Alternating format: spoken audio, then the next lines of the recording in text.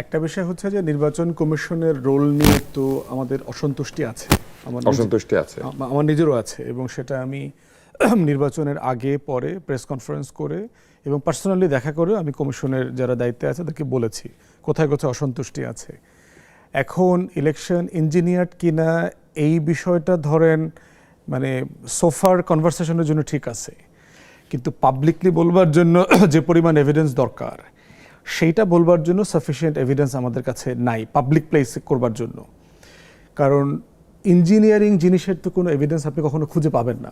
111 একটা engineer election হয়েছে, বিএনপিকে হারানো হয়েছে 100 সিটে এবং অনেকগুলো কোলাবোরেটিভ জায়গা আমরা আইডেন্টিফাই করে বলতে পারবো, কিন্তু ওটার কনক্লুশনে আপনি ইলেকশন ইঞ্জিনিয়ার হয়েছে ওই সামারিতে আসাটা মানে জনগণের উপর ছেড়ে দিতে হবে আর কি।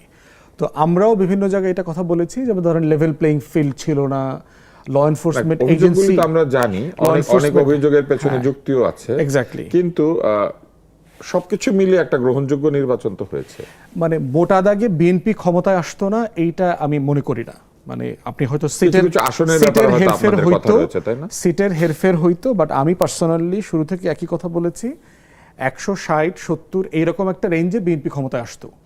কারণ বিএনপি হচ্ছে তার পলিটিক্যাল লাইফের সবচেয়ে আনপপুলার রিয়েলিটিতে নির্বাচন করছে এবং সবচেয়ে বেশি সিট পাইছে তার পলিটিক্যাল লাইফে। বিএনপি সবচেয়ে বেশি পপুলার ছিল হচ্ছে 1991-এ, সেখানে সে সর্বোচ্চ সিট পেয়েছে 140। এবং 5ই আগস্টের পরে যে রিয়েলিটি প্রকাশিত হয়েছে বিএনপি সম্পর্কে, বিএনপির গ্রহণযোগ্যতা পপুলারিটি গ্র্যাজুয়ালি কমেছে, কমতে কমতে এটা অমন জায়গাতে আসছে যে তার পলিটিক্যাল হিস্ট্রিতে সে সবচেয়ে আনপপুলার রিয়েলিটিতে ইলেকশন করেছে। তারপরও আমি বোধ করি না আমি আপনাকে মাঝখানে একটু বলবো, সেটা হচ্ছে যে 140টা আসনের কথা যেটা আপনি বললেন 91-তে, কিন্তু তখন তো একটা বৃহৎ প্রতিপক্ষ ছিল আওয়ামী লীগ।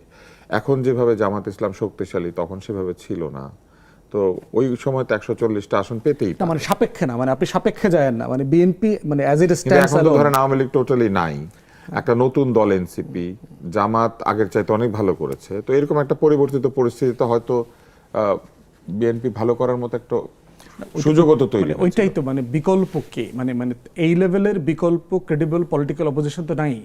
মানে কেন তাহলে এতগুলো সিট পাইলো ওইটা অন্য আরেকটা গণ অভ্যুত্থানের পরিস্থিতি কেন তৈরি হবে আপনি কি মনে করেন? এখন মানে ওইদিকে আমি যাচ্ছি না, বাট ইলেকশন কমিশন নিয়ে, ইলেকশন কমিশনের কাজ নিয়ে সিরিয়াস কনভারসেশন প্রয়োজন।